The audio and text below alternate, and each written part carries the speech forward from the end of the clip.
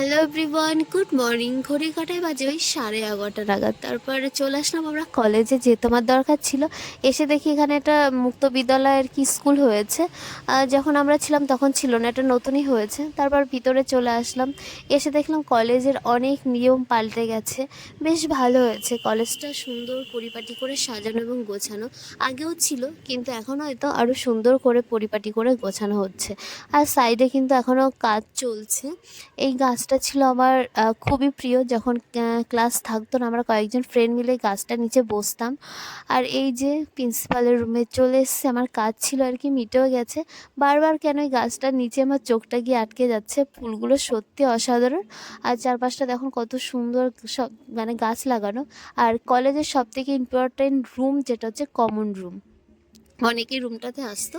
আমার কলেজ জীবন 3 বছর, তো এই রুমটাতে আমার খুব একটা আসা হয়নি। খুব জোর দুবার আর কি আমি এসেছি। আর এই ভাঙা আয়নাটা এখনও আছে, সেটাই দেখছিলাম। তো এখানে একটা আয়না লাগানো হয়েছে। আর এটা ছিল কলেজের পাশে বয়েজ স্কুল। আর এই বয়েজ স্কুলের মাঠটা কিন্তু বেশ বড়, যাবতীয় অনুষ্ঠান কিন্তু বয়েজ স্কুলের মাঠেই হয়। আর বয়েজ স্কুলের মানে মাঠটা বেশ বড়। আর সাইডেও ছিল কলেজের একটা গেট, যেখান থেকে বয়েজ স্কুল আসা যাওয়া তো লেগেই আছে। আর এইদিকে চলে আসলাম আমরা ক্যান্টিনে। এই যে ঠাকুমা দাদুর ক্যান্টিন এটা, তো ওনারাই চালান। আর এই যে ক্যান্টিনে এসে বসলাম, তারপরে বান্ধবী খাওয়াচ্ছিল ডিম টোস্ট আর চা।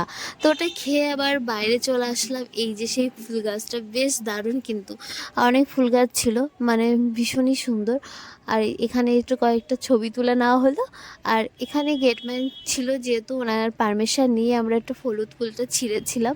ভিডিওটি এখানেই শেষ করছি। দুগ্গা দুগ্গা।